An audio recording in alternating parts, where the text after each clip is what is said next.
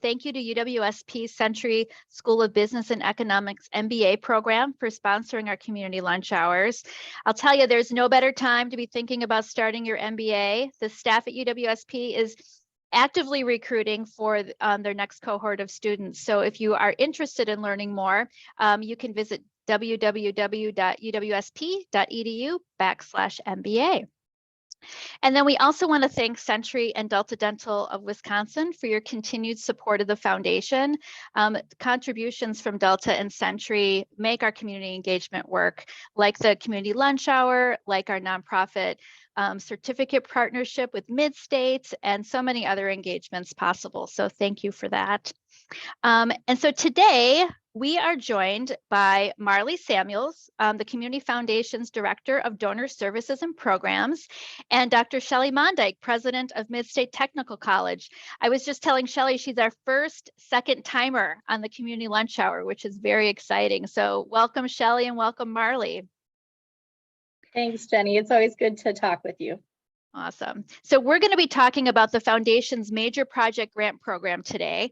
The Foundation launched our Major Grant Program in 2021 and we are gearing up for our third cycle of funding, and we'll begin accepting applications on Monday, May 15th.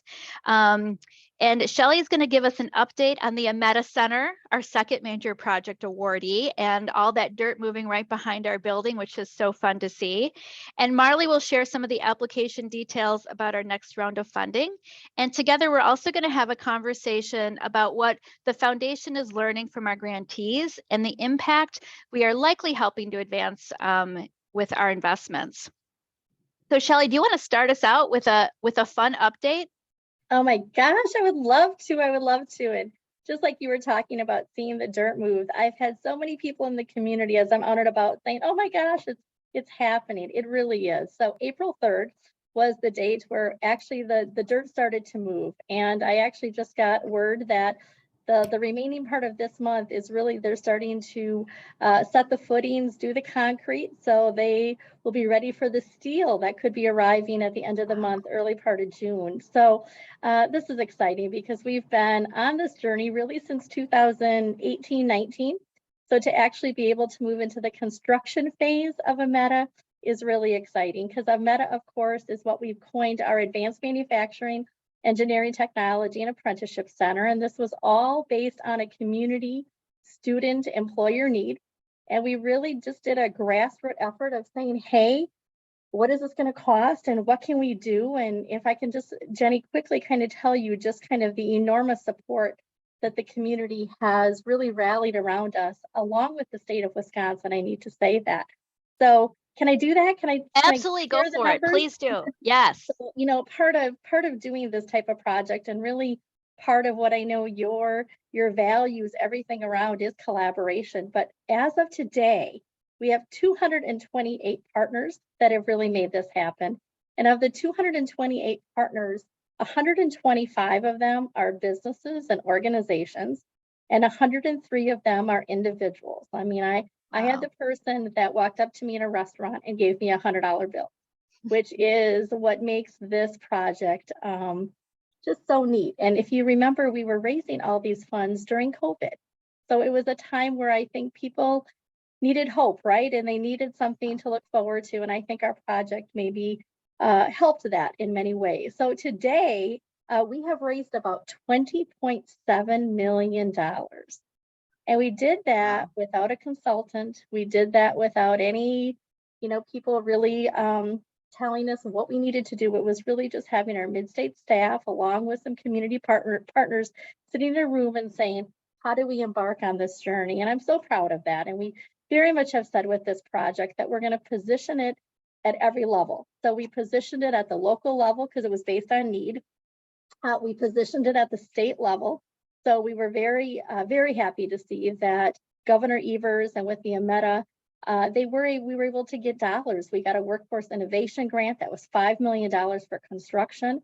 We also came back around and got $4 million for equipment for the building. And then the federal government also chipped in $2 million. And that doesn't happen unless, again, they see the community support and they see the need. So really, For Central Wisconsin, we just need to be celebrating this because it really has been all people coming together. But so happy to have your organization be part of this as well.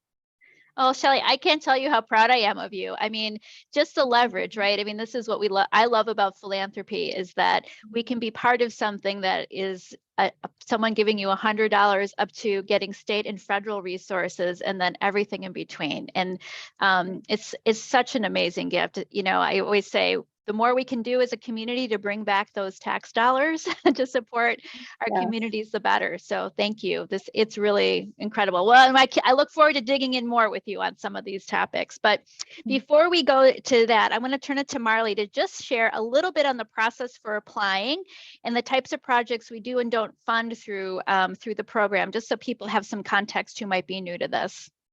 Sure. So our major projects is a grant cycle that happens once a year, and we're about 1 week away from that opening date of accepting applications. So we accept applications from May 15th until June 15th. So they're only open for a month. Notification of the award comes about mid-September.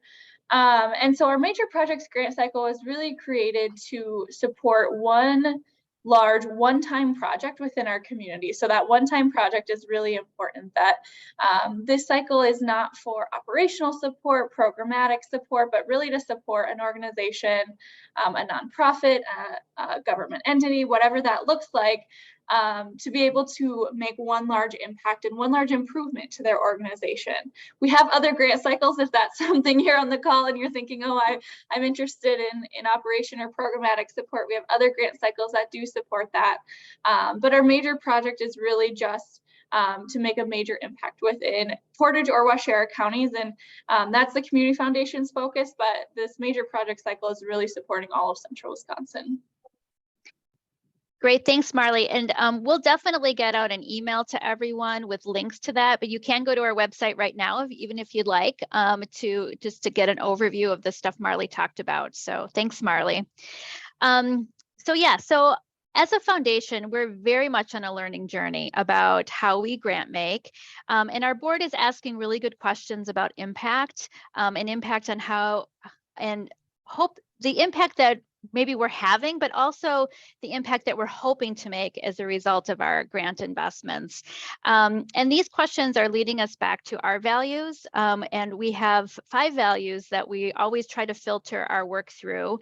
One being generosity. So is there a right-sized project that fits the amount we can contribute?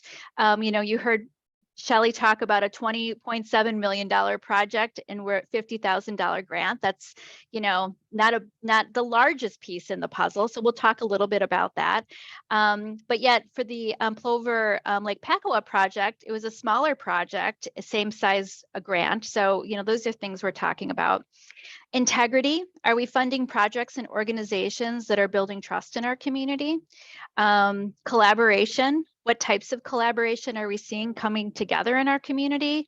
Inclusivity. Are we funding projects that are creating a sense of belonging, and a belonging for whom?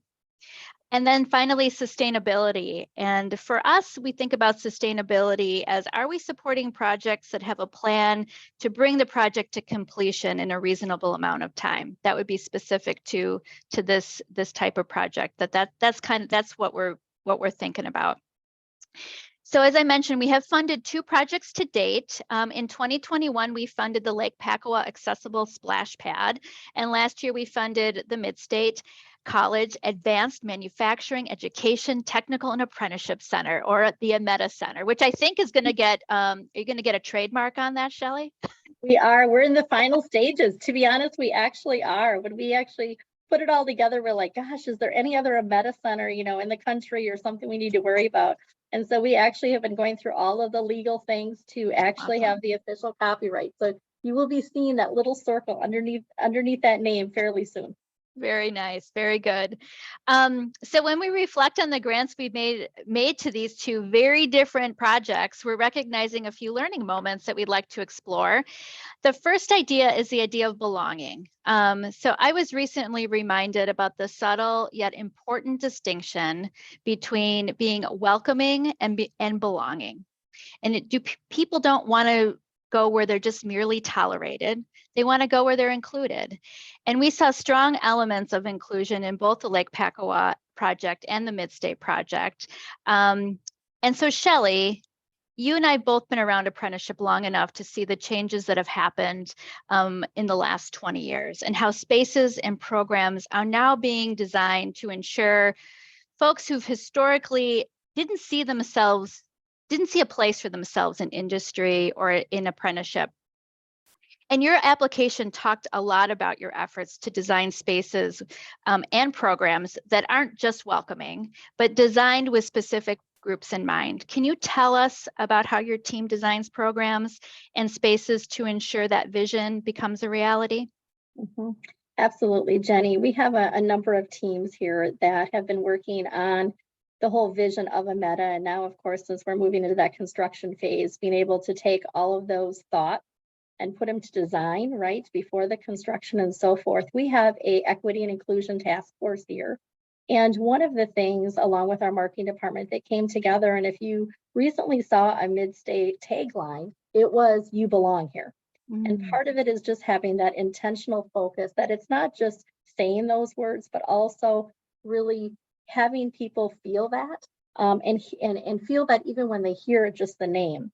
So from a space standpoint, yes, we are looking at, small rooms where people can, be able to be really just more that independent. We're also looking at larger areas where the socialization can happen. But we're also looking at really specific, the pockets, the population that we have in our communities. So we're thinking about single parents, and we're thinking about veterans, and we're thinking about, the high school student, and we're thinking about the 40-year-old that's coming back for some upskilling. We're looking at the diverse, all the racial populations that we have in our district. So we want to have our pictures be our students, because that's how people feel a belonging. If you would walk into our downtown Stevens Point campus, we've got some light boxes, and those light boxes are actually our real student. And that's what people need to see. We've been having elements with the paper industry and Native Americans, and we want to have wood within the building, just to give you, one example. But it's really having a very purposeful conversation, Jenny, about it. Mm-hmm. And not just saying that we want you to belong here, but how can we make it be warm and be it a risk for many to walk through that front door?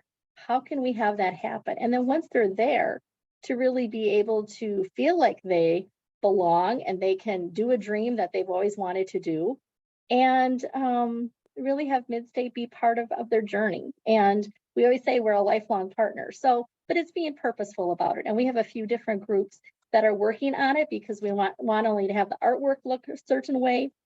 We want the messaging, we want the programming, we're doing online, we're doing weekend, all of those things, because again, if you're a single mother or a single father, you need to have a Saturday morning class. So it's making sure that all of our constituents can be successful and feel like at any time they can walk into Mid-State. And I think if there's a secret sauce that we have, is we have different generations that are taking the same courses. And I think that really makes the conversation be much richer. So. Wow.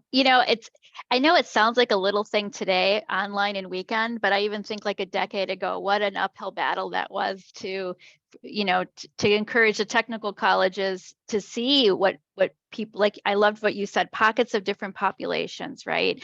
When they can attend school, and it's those little things that matter when they're struggling, and how they then can see, okay, well, this was designed for me. I can now feel more comfortable reaching out for help. It really is.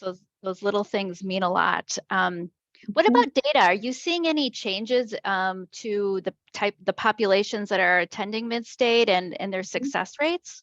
Yeah, we are. We are definitely are right now.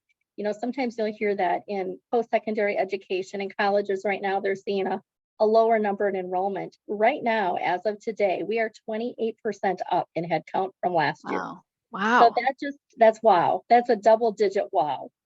But that's because of the efforts of the team that we have here at Midstate. And again, we are continually evolving. We are looking at our academic programming. We're just everything that we're doing, Jenny. We've got graduation this weekend, and what a celebration it will be. We have over, I think, 200 people that are walking, which is going to be, I think, our second highest graduation as far as how many people are walking, because we graduate over about 400 or so a semester. But we're up, and I think that really tells us, though, that we're being responsive. During COVID, online classes went up. You know, we very much had the goal of uninterrupted education. We're going to adjust, we're going to adapt, we're going to be flexible. And our online classes have remained full, but I can tell you we're also now seeing that slight decline coming down, and people are saying, are we going to offer that more in person again? So we're going to try to strike that balance. Yeah. Where people can have what they need, right? You may need to have a couple of online courses, but maybe for this course, you want to take it, you know, in person. And again, is it in the evening? Is this a Saturday? Maybe rather than coming to, you know, a class that's offered 16 weeks, we're doing 8-week classes. We had over almost 500 students take, we do 3 credits basically in 3 weeks during winter. And we had almost 500 students that took that. Yeah. So again, it's adjusting to make sure that our population can be successful, because when we're successful, educational institutions that are successful, research shows, the data shows that communities will thrive.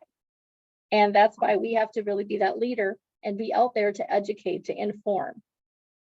Great. Thanks, Shelly. I want to turn it to Marlee for a second. Marlee, when you think about the Lake Packawa project, what other elements of belonging do you see the foundation supporting through the major project grant program? Yeah, absolutely. And just hearing Shelly speak reminded me so much of what great qualities the Lake Packawa project also had. And the word that we really use a lot is their intentionality.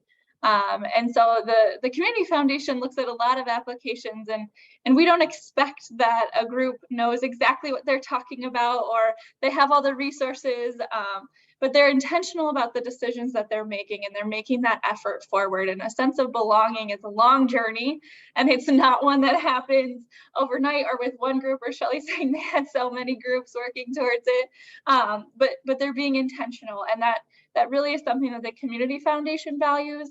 And it's something we saw at the Lake Packawa project. They had looked at every single element, from the playground structure to the walking paths to the kayak launches, what the parking lot looked like to get to the playground, the splash pad, but every single detail was intentionally thought about with a different population in mind, to be able to be fully inclusive to families, to kids with disabilities, to anyone of all abilities. I think that's part of their tagline, anyone of all abilities. But we just saw that in every detail there was intentionality. And that's what we saw with the Midstate project as well, as they were putting so much intentionality into the decisions they were making. And that's what really stood out to us. All right, thanks, Marlee. I mean, it's so true, right? Like that intentionality with the Lake Packawa project, with Midstate. I think about that Lake Packawa project and just what then the impact it has on the rest of us, right? I think Shelly talks about when we do well, when education does well, we're doing well for the whole community. Like a park like that, with the intentionality of building it to be accessible to with anyone with any mobility challenges, and we all benefit from that. It's pretty remarkable. Okay, let's talk about collaboration and integrity, two more of our values. So in today's world, you know, collaboration is essential. We talk about it all the time. And yet just because it's essential does not mean that there's any quick, easy way to really strong collaboration. There's just no shortcuts. And at the end of the day, collaboration and progress happen at the pace of trust. And, you know, again and again, I think that lesson I've learned sometimes the hard way and sometimes in really, really powerful, wonderful ways. Shelly, the collaboration around the AMETA Center is absolutely unheard of. You talked about the funding partners, but one thing too that I remember you mentioning in the past is that every municipality in the Midstate District signed on to this project. I mean, just again, it just gives me goosebumps. On top of the business community and so many more. I mean, the pride just continues to grow. Can you tell us about how you and your team approach collaboration? You know, I think it's a mindset, Jenny, and it's really that it's on the mind, that, you know, we just approach it, we welcome it. And I think we believe that we're very much stronger when there is collaboration. And I think, you know, this project is just one project that you can really say, oh my gosh, look at the collaboration. But I think sometimes there's collaborations that are happening every day, and maybe it's not to put up a big building. There's some other communication that's happening that's making somebody be better, or to have something newly formed, and nobody really thinks about where that collaboration began. In this particular collaborations with AMETA, you know, I was new to the district. I came in 2017. So in my past, I would tell you that to have a strong collaboration, because it is built on trust, and then you have a new person coming in, are people going to trust me? Are they going to listen to maybe the data or listen to me? And I was so fortunate because people really welcomed me into the community. And I think just sitting down and hopefully just my attributes and listening to them, like what do you need in your business? What do you need for your organization? What do the communities need? And then us really taking all that information, because I think that's what collaboration is. It's about trying to find a solution, right? Or to try to improve something. And by all of those needs that we heard, we only had one solution.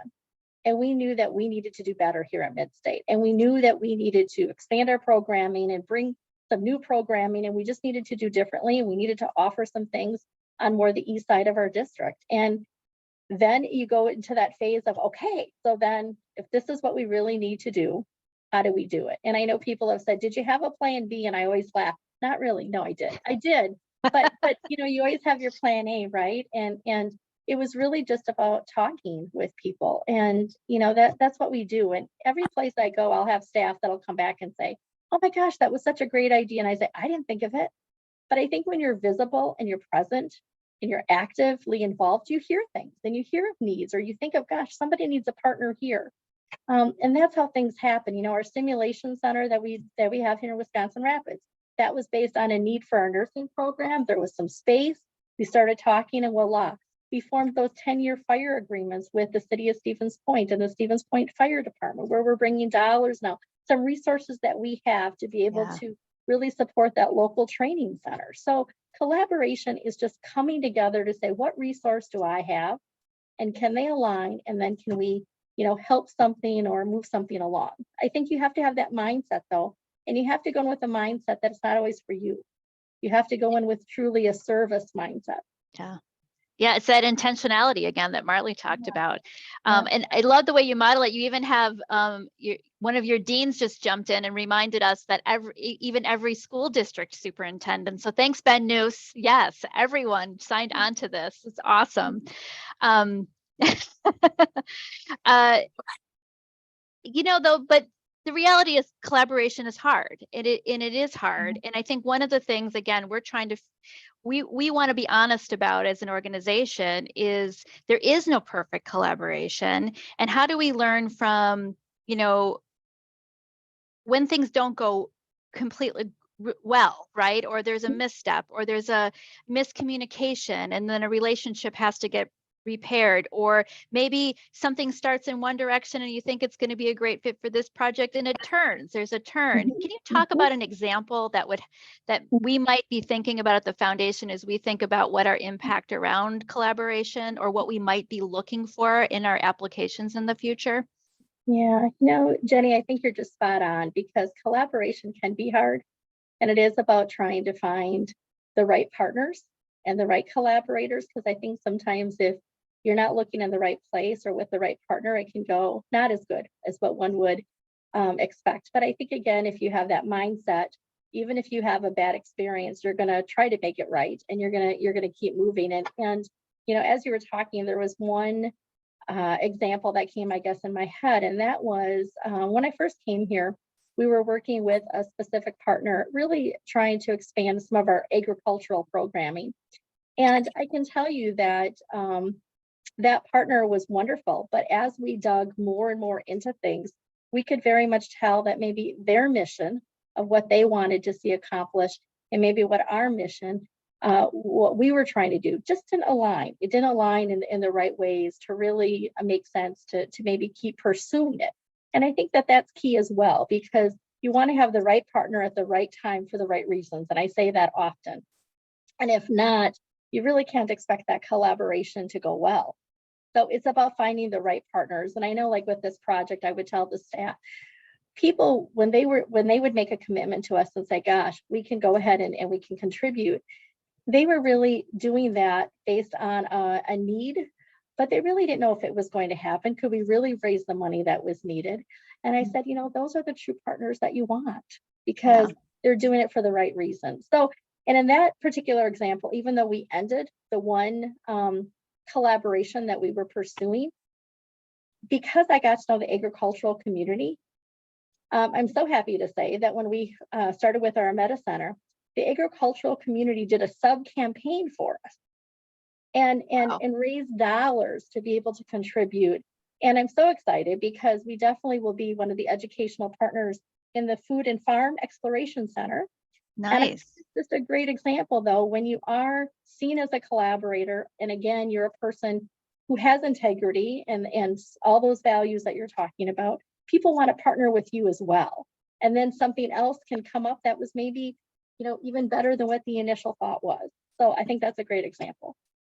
It is such a great example, Shelly. I mean, I think a couple of things that I took away from that is it's always risk involved when you're getting started. You need partners who are going to be in with you to take those big leaps of faith. And you can't be all things to all people, right? Like at the end of the day, there has to be a place where this might not make sense today or on this project, so that you don't put at risk those that it was designed with it in mind. And that's all so important. Some really great takeaways. I'm just looking at our audience list, and I think I see at least 3 or 4 board members for the foundation. So I hope you're all taking notes as we think about our impact here.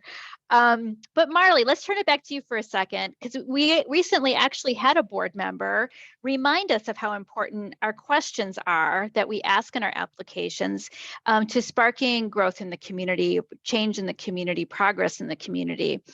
They also reminded us about how important the evaluation of our answers can be. So over the last 2 years, what are some of the themes that you've noticed from our application responses to the collaboration question? Yeah, so I think it's important to start off this question with just sharing that the Community Foundation doesn't have a standard collaboration we're looking for. So when we ask collaboration questions, who are your partners, who are your financial partners, we aren't looking for a specific answer. It's in your hands. It's your organization. You're the experts.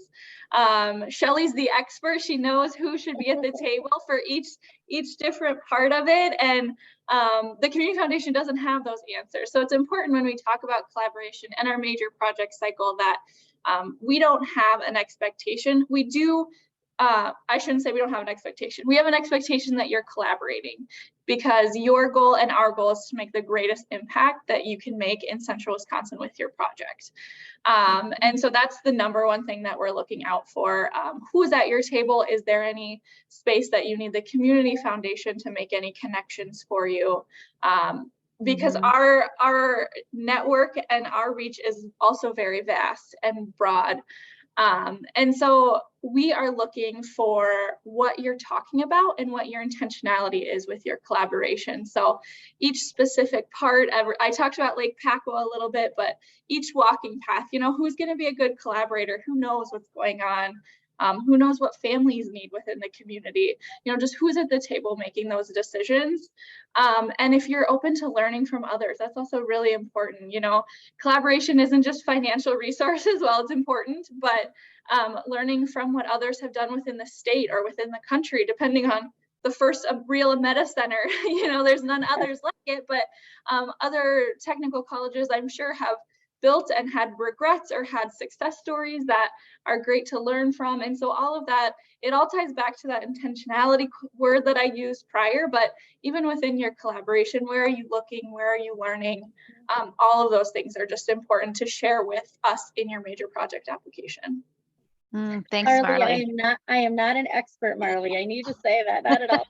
But I loved what you said about, it's not just about the financial, it's time and the talent of individuals. And when that collaboration comes together, it just makes it, so much better, because, we always say here about, and definitely Ben, who's on, probably has heard me say this many times, but the whole thing is, if I give you $1 and you give me $1, neither one of us are richer. But if you share an idea and the other person shares an idea, we're both richer. And I think that's really just a great sentiment around collaboration, because it's not always about a money exchange, not at all. Wow. But That's by talking beautiful. with you, I might get another idea, Yeah. be able to go in a different direction. And that's, again, kind of what our project has been about. Oh, I love that. And it's also iterative, right? Like we're just always building off of each other in collaboration. It's about just the gifts we have from a conversation as well. That's great. Okay, I want to hit on one more thing before we open it up, because I'm guessing there's some people with questions in the audience. But I want to talk a little bit about generosity. So this is another question that we've been grappling with as a board. The foundation, we have a finite amount of resources that we can contribute to a major project. And currently that is up to $50,000. The AMETA Center, as I mentioned earlier, Shelly, you mentioned a $20 million project you've raised so far. And, we're clearly not the top donor. Can you tell us what the foundation's grant has meant to Midstate and the project? I think, Jenny, first thing I would say is I think I would disagree that you're not a top donor, because if you're basing it on dollars, maybe yes, but no, it's not about that. So you are a top donor. Your organization is a top donor. It has meant so much for us to be able to be a recipient for this grant. I need to tell you that for so many reasons. And I think it shows validation for our project. It shows the validation that you want to support your community. And when you have so many people in the community that are supporting us on this project, for you to come on board, that only reinforces the strength, I think, of your organization and the strength of what you want to do for our community. You coming on board probably had someone else maybe take a look at us and say, gosh, what is that project about? Maybe we should get on board. So it's really about that validation. And I think our missions, Jenny, when you were talking, and Marlee, the same, integrity is one of at Midstate, we have our I-CARE values, which we try to demonstrate every day. And we have integrity as well. And I think that, again, when I talk about partners and having maybe shared values or shared mission, I mean, that's why this was really a match made. It was a great partnership, and we're just honored. We're so honored that you would give that amount of money to this project. And I would put that $50,000 right up with that $1 that I got, and also a donation of $250,000. It's not the amount. It's about we're honored that you felt enough to be part of our project. So thank you. And when you think, impact, Jenny and Marlee, I haven't really gone into this, but the impact on our students and the impact on our communities, the new programming we're going to be able to do, keeping people local. I mean, it's huge. The numbers are huge. So thank you. Thank you. Well, thank you for saying that, Shelly. It's reminding me about everything we've sort of been talking about for the last half an hour. It is about all of that, right? And when I think back to the conversation about the applications last summer, where I felt like I was hearing the committee bubble up to why this was the project, it touches on so many of the things you just said, right? It's not just the validation. It's not just that trust that we can help bridge to a project that we all understand is going to have a huge impact on the people of Portage and Waushara County, right? Because this is also going to pull lots of different people. But it's also about the collaboration, the learning we can do together as organizations. All of that is so important to us. So thank you for sharing that. You've given me a lot of good things to think about. Marlee, what do you feel like you're seeing as far as the impact of our contributions that we've been making around this? And how might that be different project to project? What might be people should be thinking about? Sure. So with only having 2 grant recipients so far, it's just kind of comparing one against the other. But when we awarded Lake Pacwa project, we actually were their first large donor. And so we came in right at the beginning, and very quickly behind us, there were some very large donations that came in as well. But whereas with the AMETA Center, you were very established, you had a lot of fundraising. So I think it's important to share that we don't have a standard of where within your project you are or where your fundraising is, but we are really looking for, is your project going to come to fruition? So that is important. There are plans, there is building designs, when are you starting, all of those things. The major project application cycle, it's not for ideas. And I think that's really important, that there are a lot of ideas and there's a lot of really great ideas. But we only have one project to give out each year, and we need to make sure that those dollars are going to go to a project that's going to happen and it's going to be sustainable. So that's another question we talk about in our application, is the sustainability, because it's important. We have $50,000 to give you. We don't have $50,000 for the next 10 years to give you to make sure that it's running and sustainable and maintenance. So sustainability is important. The completion of the project is very important. We do also have quarterly check-ins with our major project recipients. So how's it going? Where's your fundraising? Are there any resources you need from the community foundation to help? Are you having events? Do you need us to promote anything with you? Do you need us to make connections? So we do like to stay in touch, really, to play off that feasibility and make sure that these projects come to fruition and are successful. Thanks, Marlee. We want to open it up to questions. So if you have a question, if you want to come on camera or come off of mute or chat your question, feel free to use any of those options. And I think what I'm hearing you describe, Marlee, is like at the end of the day, we get a number of projects. And it's also, there's nothing wrong with coming back the following year as well. Do you want to talk a little bit about that? Actually, you both can talk about that, since that happened for Mid-State. Sure, I can start. So I keep reiterating, but we give away one project a year, just because of the dollars that we have that Jenny shared. We have limited dollars, but also with making a major impact, we're looking at projects that are starting and coming to fruition over multiple years of time. And so if you have applied in the past, if you're on this call, and you were denied, you are more than welcome to come back from year to year. That happened with Mid-State. They came in the first year and it just wasn't the right timing between projects, and Lake Pacwa was the one for that timing for the first year. But when Mid-State came back, and so many things had happened in that year, and fundraising had happened and collaboration and partnerships had happened, that it was absolutely the right time to support that program. So year to year, you're more than welcome to come back. And this is my plug, that I don't make the decisions, but I facilitate the process. So I'm always open to reading any questions you have, talking through what might be the best for the committee, what they're looking for, what the foundation is looking for, but just to be able to have that conversation with somebody before applying, just to make sure that you're on the same page. Marlee, I think that's really key, because I think that when a project maybe is not awarded, it really does not have anything to do with the credibility of that project. Got it.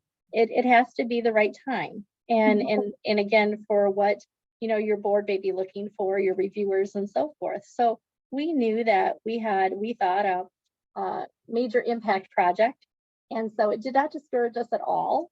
We know that there are a lot of needs, but we also thought, gosh, maybe there could be that additional consideration. And I think as a project goes along, you also learn some things and you can articulate it. And I think probably the second time, to be honest, we were able to articulate it a little bit more. We had more people involved. We probably just were able to tell the story better. And again, I'm sure that the reviewers, based on what they were looking at that particular year, we were so lucky we were the ones that were chosen. But yes, never should look at, sometimes I'll hear that sometimes, where even when we write grants and we maybe don't get a grant, and people go, oh my gosh, how could they not see how important this project is? And I always say, that's not it. They have to look at all the projects that are out there, and they're going to pick the one that's best for them at this time. Does not mean at all that you have a bad project. So I think we are a great example to say, if you have a good project, you got to keep trying. Yeah.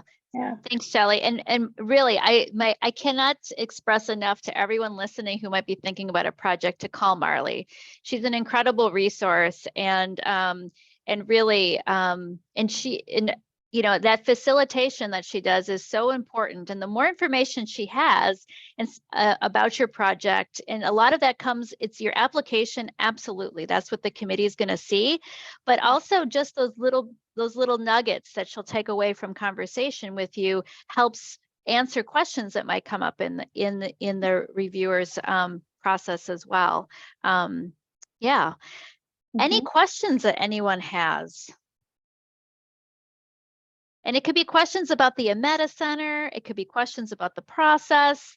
All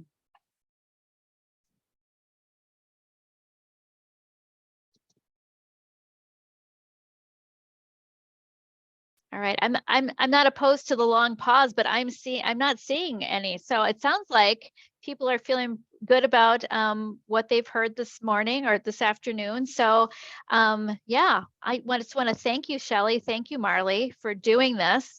Oh, we do have one. Oh, we got it was helpful. Thank you. Thanks, Maggie.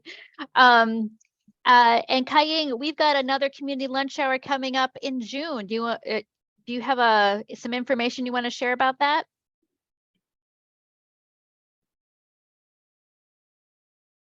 So this one is the May. You want to switch to the other one? Sorry. Oops. Oh, sorry. That's okay.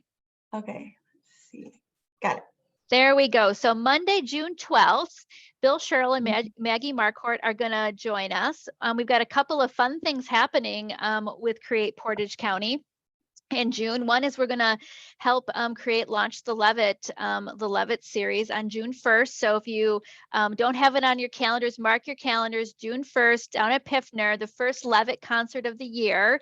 And then on June 12th, we're going to take some time to talk with Maggie and Bill about our connected history with the Arts and Culture Mission Fund and Create Portage County, which all goes back to the Arts Alliance, the Stevens Point Arts Alliance. Maggie will correct me if I got that wrong, but there's such deep history, and our Arts and Culture Mission Fund is one of the only grant-making funds, local grant-making funds that's dedicated to arts and culture, and that all came from similar roots as Create Portage County through the Arts Alliance. So we hope you can join us. Arts is incredibly important in our community, and we want to have some dialogue around what some of the future direction the foundation might look like. So we hope that you join us then.